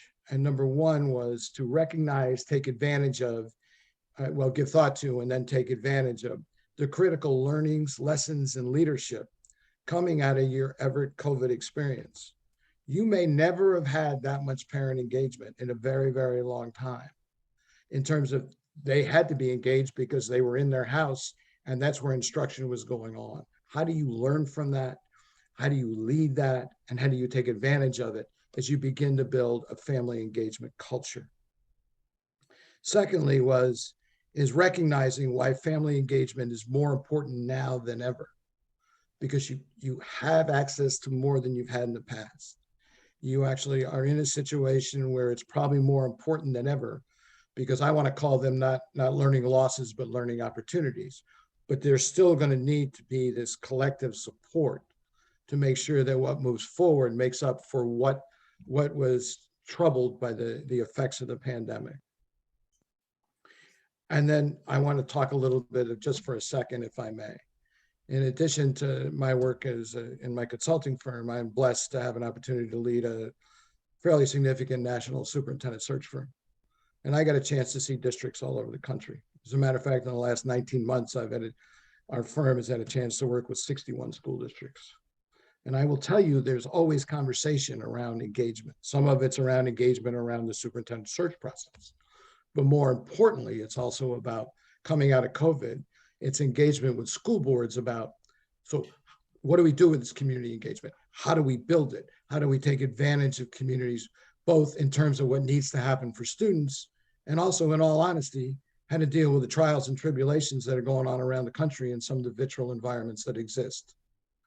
So I want you to know you're, number one, not alone. And number two is I speak to others about you. Sometimes I don't always mention your name because I don't know if you want the whole world to know. But I talk about you as an exemplary school district, and particularly as it's related around your commitment to being engaged with parents for the benefit of your students. And then lastly, in terms of the current setting, I would like to share with you really two questions that have been asked about in many places and many times, but I think it fits this setting. And that is that there's a primary Everett engagement question that I might suggest to you. And that is, if not Everett, who? And if not now, when? So I'm hopeful that that is the springboard to where these efforts are at the moment and where you go. So the current efforts are wrapped around four major points. Number one is the integration of engagement section of your strategic plan and this family engagement advisory council work. And again, as I mentioned before, it's also to not only eliminate silos, but to help motivate, elevate, and then speed up this family engagement process. Secondly, is to now move towards parent and family participation in the actual Family Engagement Advisory Council and the strategic plan. So it's not only that you care about it, that you do it in certain parts and ways, but that they really need to be engaged in the implementation of the plan. Thirdly is that building an engagement system, not just programs, but an actual system for the 2022-2023 school year. And fourth, the good news is after this time we've spent, and really remarkably able to do this work during the pandemic, is it's time to convert and move forward from planning to implementation and from discussion to action. Let me share now, if I may, a few thoughts about some possible tomorrow's actions. What can happen moving forward? As I briefly mentioned or alluded to, number one is activating a family engagement system throughout the district. Number two is building student voice into the engagement process and setting. In essence, if I may say, is actually giving voice to the real customers of your district and any school district. Number three is impacting student and parent navigation at the building level and at the district level.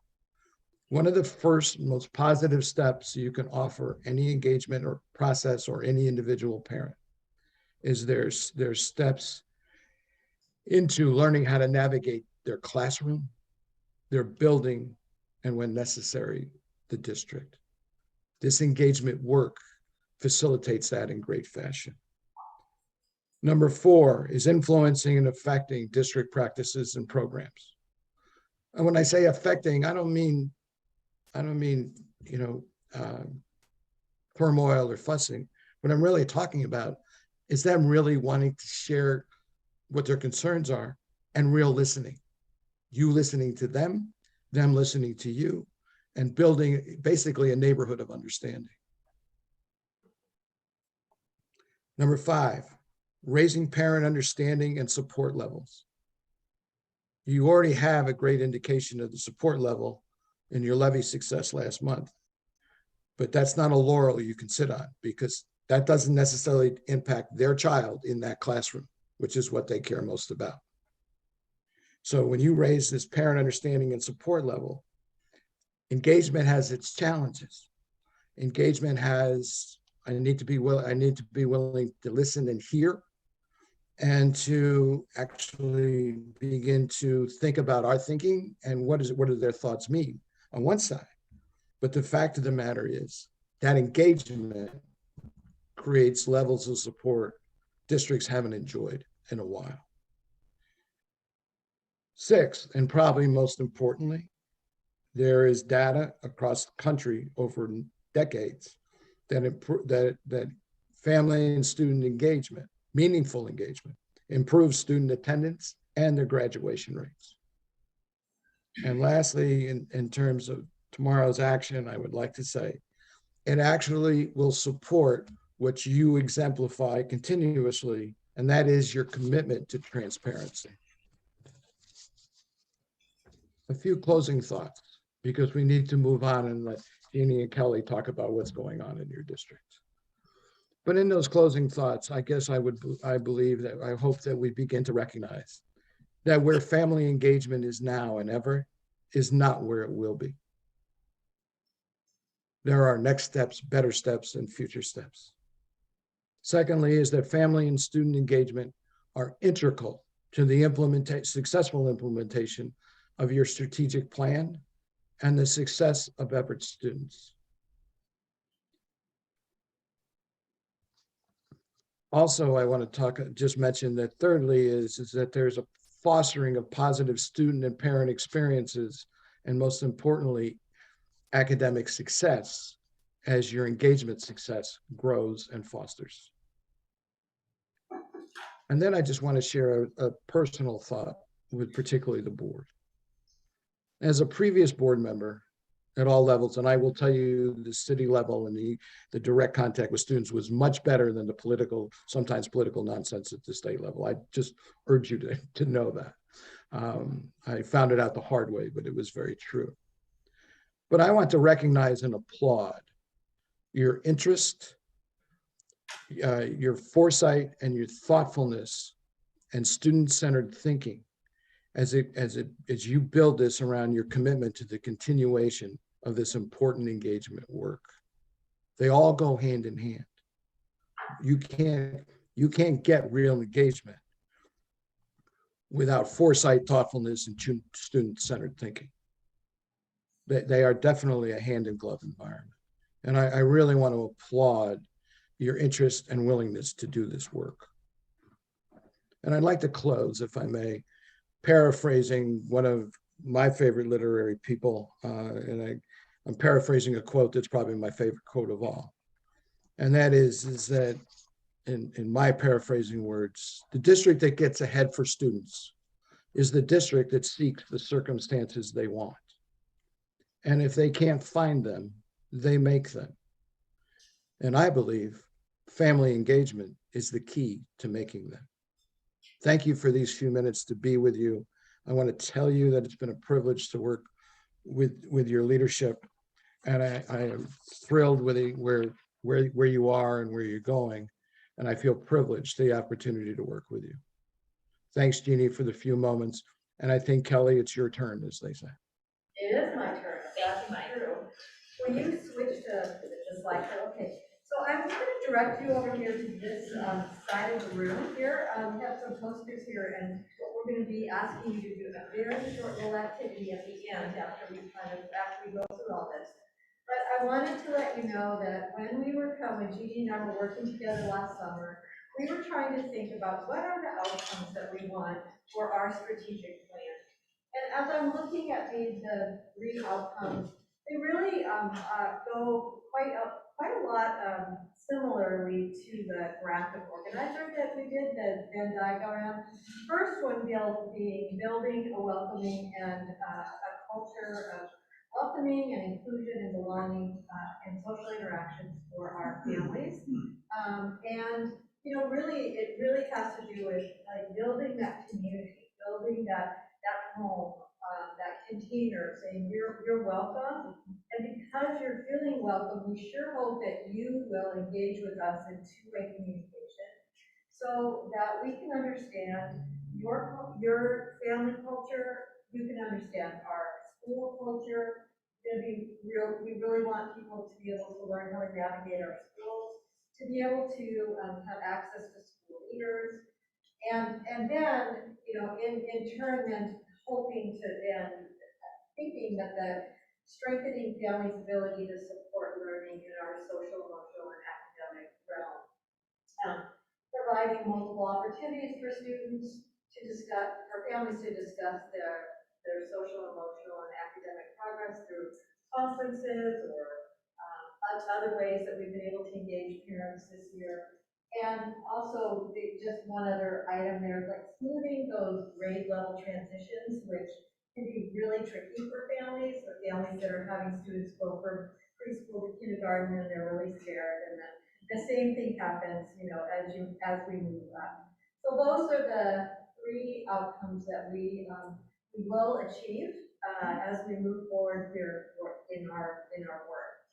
So now I'm going to be able to explain to you a little bit about my initiative that I started working on last May. It wasn't just my initiative. I was given the opportunity and the honor to be an owner, and Dr. Peter Scott is our sponsor.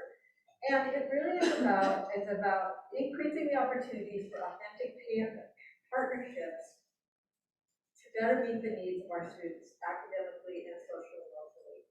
I want to explain to you a little bit about the process that we went through. As a team owner, I was assigned a few people.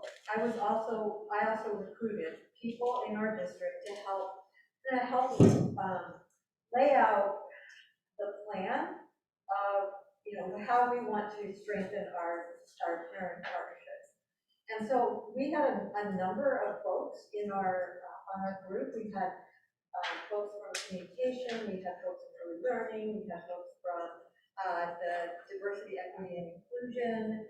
We had folks from academics. We had a tremendous amount of, we had about 15 people on our team, and it was very exciting actually to go through the exercise of what are we already doing for family engagement? What are we already doing to really bring that communication into the schools so that we can understand what's happening, and then what kinds of services and opportunities and resources do we use for our parents? And it was very exciting to realize that we have a tremendous, Everett Schools has a tremendous amount of items, of strategic plans, of different things that we do to support parents, and it was very exciting. So I thought I would just tell you a little bit about our milestones and timeline for our initiative. So the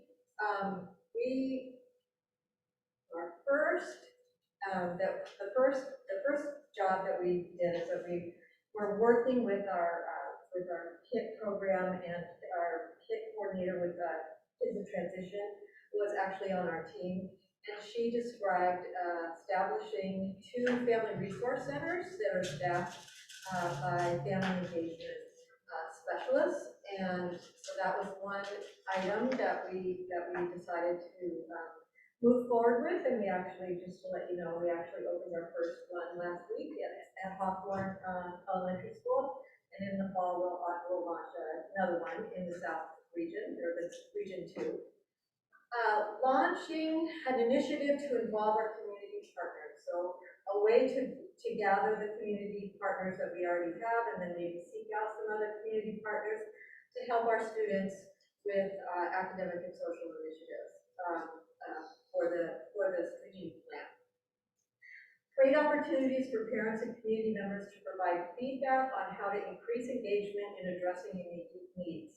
So for example, I'll show you a little bit more in another slide, but in my realm, my neck of the woods, we launched a series of listening sessions for families to talk to us about their experience in special education, their experience with their children, their IEP process.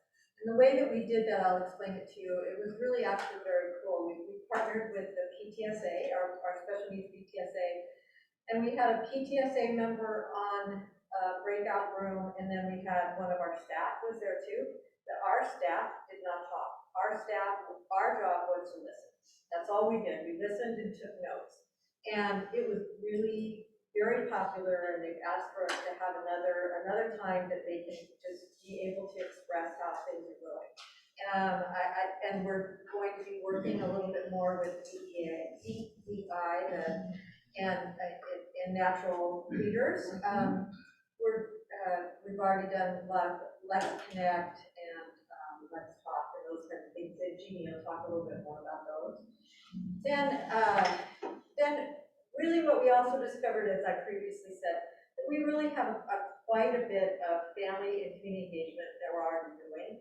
So what our next step is to create a dashboard actually that could link different activities that are happening at, like let's say at Whitworth or at Hawthorne, that families could go on to that website and see what kinds of things are being offered in terms of, community engagement, also just family engagement too. We actually, Jeannie and I have had this really great opportunity we did a lot of research, and we discovered some really great research about parent and community engagements in schools through the University of Washington, and then we were able to find some practical applications of that research, and so we've really been scouring the area and trying to find best practice. And so one of the best practices that we discovered is that dashboard is being extremely important in terms of community engagement and also just parent resources. Then we also, the last milestone that we're working on right now is stronger communication to access to increase early registration for our incoming kindergartners. And I'll switch to the next, and by the way, we're on schedule, on track to meet all of those milestones and timeline. And the next, question. Oh yeah. Communication, Kathy. Because of my zip code, this happened to me before Becca was in kindergarten, and it happened just a few weeks ago. I got a flyer from Snohomish schools, but I didn't get a flyer from Everett schools to my house. And I think, like somebody told me a long time ago, it was sort of like, as you're engaging, Snohomish did reach out, but they said it does kindergarten. And actually, I know this before, I actually called the auditor and said, what district? Because I thought I lived in Everett. But and they said, oh yeah, you live in Everett, but it is sort of, if Snohomish is sending those out, which I think is a great thing, what are opportunities for us to send those out to the kids? Do we send anything out? Or is it just flyers, signs? We did not send kindergarten registration flyers to homes. That's your talking about. Yeah, it was just like a little flyer. Schools newsletter in your house? We do, but it was sort of, it was just this little register for kindergarten now, just a little blurb that everybody in my school, in my neighborhood got. And I don't know if I get them every year, but I think I remember getting one when Becca was 4, and it just sort of that at-home mail kind of thing to engage with the kindergarten registration. I think it was just another opportunity. That's how much does in the. We'll get with staff and then Arnold, Kathy will Yeah. check with Arnold. Yeah. Thank you. So just celebrations, an example of our work. I did go into some detail about our regional family resource centers, and it's a collaboration between categorical and special services and communications and DEI, and it's a really cool thing. I think Dr. Sullivan went to see it last week at Hawthorne, and so Hawthorne opened, and then in the fall of this year, that will open one in the south part of the city and or the district, and really what they are is one-stop shops for families that may have multiple meetings that they would have to go to. And we're hoping that we can just have them in this one area, just be able to go and go to the meeting or several meetings that they might need to have with school officials. And an ability to give them resources and some other ways to really support them. Series of listening sessions that I talked about, and then kindergarten registration kickoff, which happened 2 weeks ago, and we had 171 families represented there, which was really exciting. I actually got to be on there and talk about special services a little bit. And then we're also doing a lot of collaboration with diversity, equity, and inclusion departments in the Natural Leader Program, which is very exciting. So all in all, I would say that the really great news about Everett School District is we're doing a lot for our families, and what we need to do is just really highlight it and make sure it's easy for them to access the information and resources. So the ways that we're going to measure our performance, looking at the early learning registration data, looking at Let's Connect participation, family resource center usage, attendance to parent listening sessions, and also the number of our community partners. And I actually found some logos from some of our community partners that we're working with this year. In particular, Varsity Tutors, we're working with them around our recovery services. Of course, we work with Sound, behavioral health, housing hope, Treehouse. Those are some of the community partners that we have right now. With the opening of the Family Resource Center at Hawthorne, have we spread or gone out for all of the families there in Hawthorne and issued a flyer or any kind of notice to let them know what services are available at the Family Resource Center? Chris? Yeah, I can speak to that. No, we have not, because it's specifically for families that are experiencing homelessness or on the verge of experiencing homelessness. And it's through referrals by the family support workers that are in each and every one of our buildings. So we have KIP point people who are in each facility who are then referred to the Family Resource Center. So another example of how we utilized it was on Tuesday. We had 17 refugee children that we registered at a hotel here in Everett. And so we were able to deploy our folks who are there and bring backpacks and supplies out and help with the registration process, but then provide them with basic needs to start school hopefully next week. Gotcha. And this is all of the KIP families up in the Region 1 area? Because if we haven't yet opened up in Region 2, are we contacting those families that we know there that might be able to still utilize the services available there in Hawthorne? Correct, yeah, we work with our KIP point people in each of the buildings, and we've done some trainings on how they're referring families and how we're working with them through the center. So right now, the North End Center is serving the entire district. Fantastic, thank you so much. Great to hear about the family resource centers and that they're actively being used. So I'm going to move us into initiative E2A, which is really focused on that two-way communication and transparency that we have with all stakeholders. And of course, you heard a lot about it, and it's hard to overlook it. It's really part of both of the initiatives. Mm-hmm. So as part of this initiative, some of the focus has really been building on some of the systems that we already have. And in part, some of this work started even before our strategic plan had initiatives, because we launched some of our family engagement advisory council work with our principals last year, even before this time last year. And what that did is it allowed us to create outcomes and rubrics and to develop a pathway that really became the foundation for these initiatives that became part of the strategic plan as well. One key piece of work that's happening is really the work that we're doing with operational and instructional leaders and with many of our other groups, such as our office managers, secondary and elementary. There's lots of layers to this work where we talk about family and community engagement, because as you know, we're all part of this work. Everything from welcoming someone into our school or our space to the ways that we plan around that. I'll share a little bit more about that as we move forward. We've had a lot of established practices that came out of the last 2 very irregular years, and one of them would be Let's Connect. So we're building on pieces like that. But as you know, Kathy Reeves and the communications department have developed lots of different ways to communicate that we did not have prior to the last 2 years. We continue to build those and have ideas for how that might look. Another area is really around having a communications advisory council, getting feedback on some of the ways that we're sharing information and making sure that it's not too much, not too little, because as you know, there is a lot and sometimes they're not quite enough. We heard about a flyer maybe that will be in our future. So ideas about how to right size the ways in which we share information and the level at which messaging takes place. And then we also have a great new tool called Let's Talk that you may have seen on our website. It shows up in the bottom right-hand corner called Chatbot Chat. It has a fun name, and I'm going to share a little bit more about that because that's part of this implementation also. So in terms of that first milestone we were talking about, when we talk about family engagement practices, one of the key pieces was really having those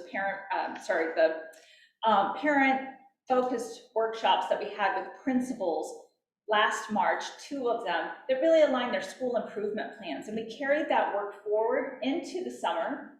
And we spent time with both our principals, assistant principals, and our operational leaders and put together school improvement plans and department plans that were focused on some of the ways that we saw engagement best being practiced. And so we had a chance to share them across the room.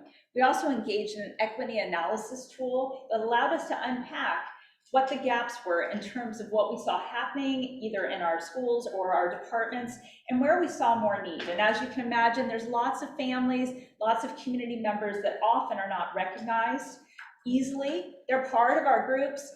We want them to be part of our groups, but sometimes it's very hard to have them in there, and we want to include them. And so that's a deliberate piece that all of us are engaged in. Some of our established practices you will recognize up here. It's been mentioned already, but Let's Connect, our monthly sessions where we share some information about our district, but more importantly, we hear from community members, family members, staff members. They come to, and they share what they're seeing, what they're feeling, and we've taken that back in order to take new steps and make sure that we're adjusting. I think about last year when we were thinking about moving into hybrid, we got a lot of feedback and we had an overwhelming outpouring of people joining us. And you know what? It helped to really guide what we were gonna do at that point. And so it was really helpful. We've also been right-sizing that communication. One of the ideas that came forward is to really have a one-stop shop in terms of communication. A family newsletter that we put out at Communications did based on some ideas that were presented that really has like all the links you would need to know for second semester so that you knew what was happening for the end of the year. One place so that you don't have to go dig through because there's a lot. We also have a whole series of videos from Parent University that we started just so everybody know how to get started with remote learning. But now there's so much more there. There's navigating, advocating, there's all different ways that families can really be engaged in schools. So if you go there, you'll see wonderful videos. Many of our principals are sharing strategies, things we've learned from kids. We keep building that library. You heard Mike mention, and it's been mentioned throughout the presentation, we have a family engagement advisory council. Our groups meet about every month, and really the focus has been in developing our best practices, moving forward so that we have representation and voices involved, and we keep growing that. We have parent group leaders that are part of our team now, really developing what we will have next year so that we keep growing. Who's part of that group? Family members and in the future students too, because you heard Mike Collins mention that, but that is part of the planning too, to have their voice at the table.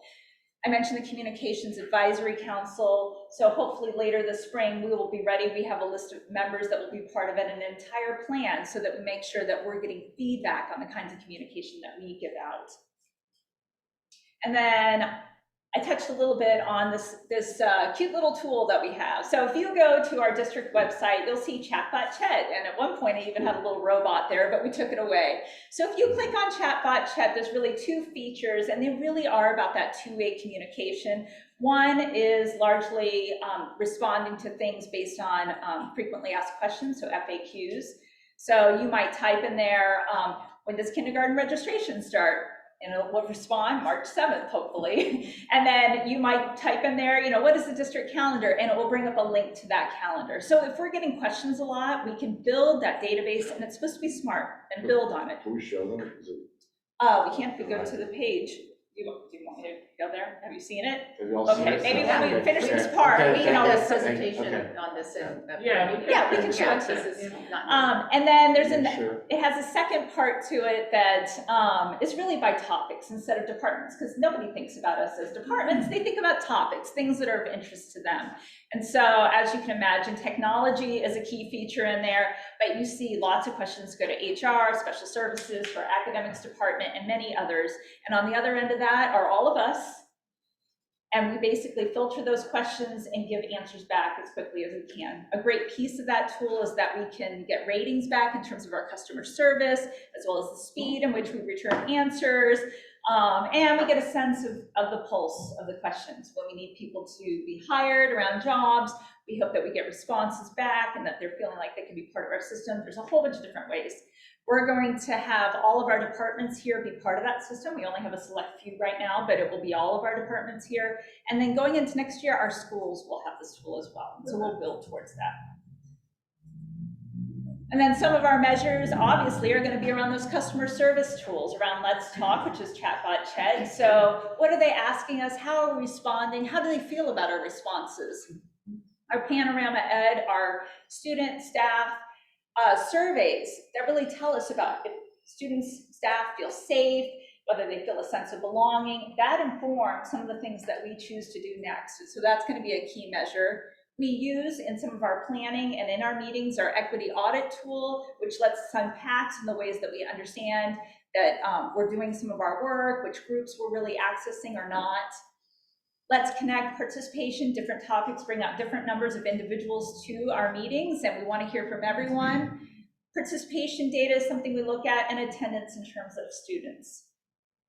So next steps, and I'll, as we do our activity, I'll bring up the website too, so that I can read you, because we've seen it before. Oh, you have? Yeah. Oh, okay, good. Okay, I wasn't sure if I caught that. So one of the key pieces in terms of next steps is really coordinating and supporting our family and community engagement. All of these systems, we need to continue to make sure that they're coordinated, because what you're hearing is there's a lot going on, but making sure that we always are leading in one path together is an important piece. And so that happens in many different ways, and we'll continue to do that work. Integrating all our family engagement activities into a dashboard. Kelly mentioned that in the future here, and we have some of the beginning pieces of it, is to have a dashboard on our webpage that would have by school some of the different ways that either families can be engaged, that students can be participating in schools, or to access services that are related to the school. Everything from mental health or college and career readiness, after school programming, a whole series of things that could be on those pages, and we have those in our schools, so making it easier for people to see that. Continuing the launch of the Family Resource Center is a really key piece. There's going to be a lot of interest in those, and to continue to serve our families that really need more from us. Expanding our Family Engagement Advisory Council, having more families join us, and of course talking about the future of even having students be part of that. Launching that Communications Advisory Council, so we just right size in terms of how we communicate, as well as making sure that we're getting the right messages or the information that's needed out.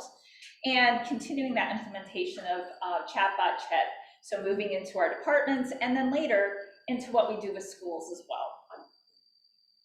So with that, I'm going to hand back over to Kelly, and she's going to ask you a few questions to engage you a little bit. Well, I wanted to just also say one other thing that both my committee and Jeannie's committee have been talking a lot about, and I wanted to make sure it was really highlighted here, is that we know that there are a lot of families that participate in our Let's Talk, or they'll participate online and do breakout rooms and Zoom and things like that. But there are a lot of families that we don't hear from. And one of the resounding mantras that I've been having in my head is like, how do we get to everybody, and how do we include everyone? And so I've been working a lot with, my group's been working a lot with diversity, equity, and inclusion, and the Natural Leaders Program, and we're trying to trying to pull together a little bit more ability to have more like affinity groups or groups of people that could talk, maybe not have a lot of staff around, but just talk about how is school for you? How is the engagement going for you? And what kinds of things would be more engaging to you? And trying to figure out ways do we go to people's, work if they want, or do we look at where folks might gather and do we go there instead of asking people to come to us? Because sometimes school is a little overwhelming for families. So, okay, so this activity that we're going to ask you to do is you have two stacks of sticky notes on your desk there. One is bright pink. One's bright pink and one is yellow. And the yellow ones are things that you have heard tonight that would, Or a thing. oh, sorry. Let's just do one thing. A thing that you heard tonight that you think is, we're on the right track. We're on the right track. We're doing what we say we're going to do, and you can put them on one of these outcomes here. And then the bright pink one is actually one idea, or if you have two, of things that you think we need to do that you did not hear. Okay. Maybe we'll limit to, because we're getting close to the end of the time, maybe we'll do one of each. Okay, we'll do one of each. Just so that it's more So if succinct. there's anything that you heard. And then we'll break into the conversation. Probably the most important thing for me, for Jeannie and I would be to hear, if there are other things that you did not hear tonight, that you would like to have represented in one of those outcomes. We'll give you like about 5 minutes.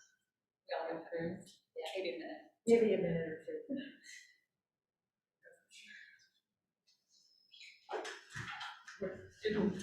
And what we've heard that we like.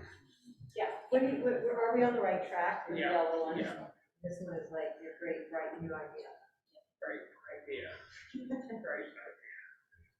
If you don't, it's okay. You have a million of them. Yeah, you usually do.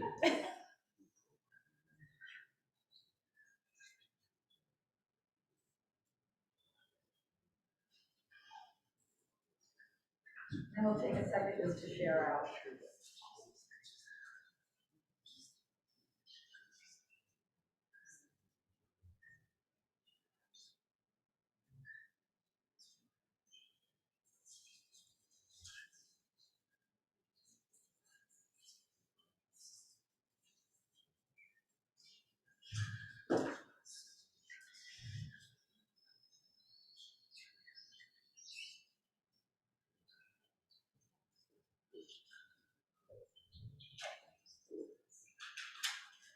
Breaking the rules a little bit.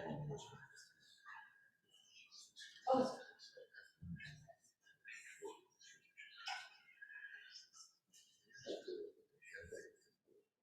Okay, like about one more minute.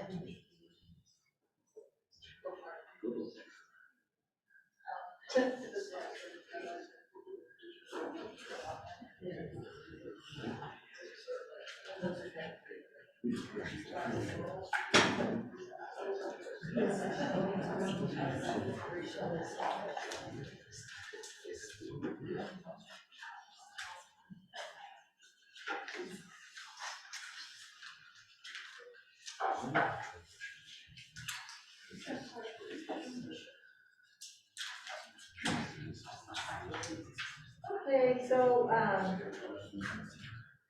why don't we go ahead, if you'd like to take a second to share, board members, if you would like to share ideas that you heard you think were on the right track, and then one of your bright idea that you didn't hear. Mine isn't really a bright idea, I didn't hear, but you said every parent, and I would tell it, I think we need to sort of do the 80-20 rule, because there are parents like my husband that he just trusts, and just doesn't need to be at anything, he just trusts. And so there are parents that are just, that they're fine. They feel like their kids are doing well, and we're never gonna get to them. And just be okay with the fact we're never gonna get to them, because they're choosing not to engage. Okay.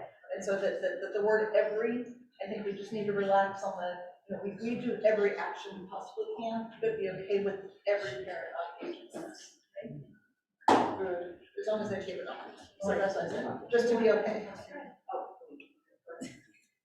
I would say what I really like is the fact that we're constantly building that two-way communication between the district and the parents. We're looking for ways in which we can ensure that parents are engaged in everything. We're building that transparency and that constant churning of what more can we do is very vital to any organization. And the fact that we don't let up on that. We continue to turn away and think of how we can improve upon this, how we can do this. With building the resource center, with our kids, I mean, that's wonderful. We're constantly looking at how we can improve. That's fantastic. There's one thing that I think I know we want to continue to build on the student voice. I'd like to hear more of what our students feel or how they feel. I know in this environment it's very challenging, and perhaps that might be next year because of the challenging nature of the environment that we're in right now. Great, thank you. Any last comments? Any other directors want to share? Yeah, I'd love to jump in if it's okay. So for me, the whole presentation really came down to these three outcomes. And so at the beginning of the presentation, I think it was near the beginning of the slide deck, you showed a slide from Jackson's Black Cultural Night. And to me, that talks about making that culture of inclusion. And that was a great opportunity. It sounds like it's going to be a yearly event to engage with those specific parents, right? Because there was a lot of parents in that audience, including my family. And you could see that from my husband's bald spot that was adequately captured in that picture. And so that's a great way to have somebody. You had lots of folks from the district office there, you had lots of folks from the school there, and that's a great way to really connect with parents, right? Giving them information, having resources available. And then that navigation piece on number 2, I think the resource centers are a brilliant idea. I just would love to see I would love to see resource centers at all of our schools serving them the way they need it. And I say that because sometimes when we start talking about resource centers, immediately people think about poverty and marginalized communities, which they are absolutely there for, but we also don't want folks to have to raise their hand and step over a line in a way that's not discreet. And so if all of our schools had some type of resource center or some, that would be super helpful. And then the third piece was just strengthening that family support and that learning at home.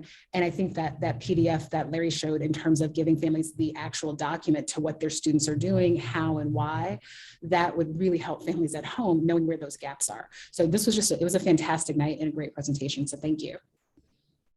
Thank you, Director Berg. Any other directors want to share? We'll wrap up Director with this. Mason, Director Nichols. The one thing that I just didn't hear a lot about, so when I think about family engagement, our most, some of our best advocates in our schools are our PTAs. They're really committed, they want to put on events. And my wondering is just what is the collaboration as we start talking about all this parent engagement?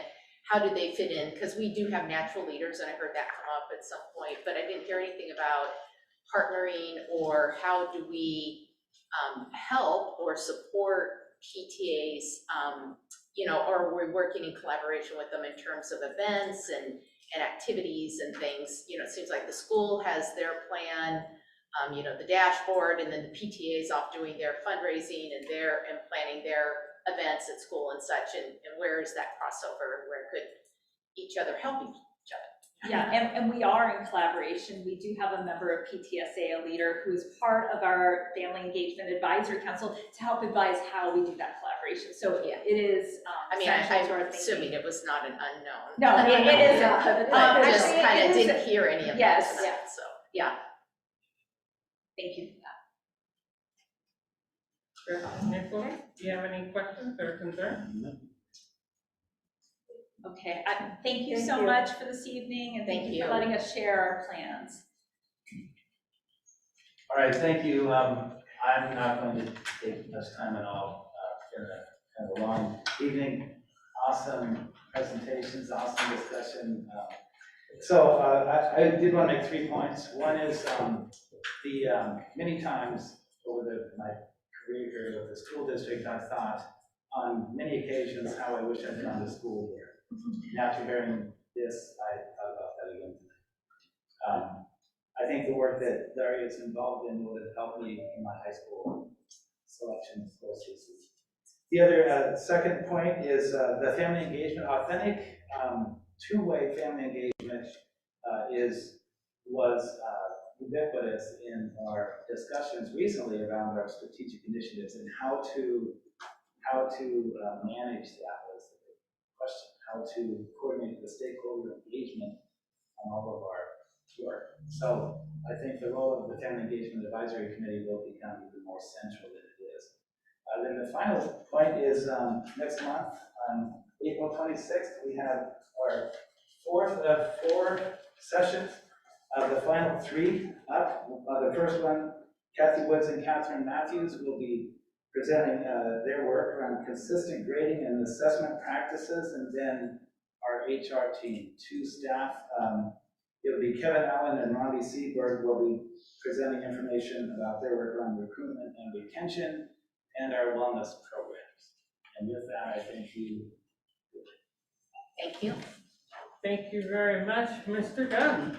And I'd like to thank everyone for this presentation here. This is very informative. It's always great to be able to have the opportunity to sit here and see what we're doing within the district, and I appreciate that. It's very good. Directors, do you have any other questions? Any comments? With that, thank you, Director Bird. You're out there in the cloud. I appreciate you being Yes, I'll be there next week, so I'm excited to see everyone. So. With that, this meeting is adjourned. Thank you so much, and go home and have a good dinner. Thank you.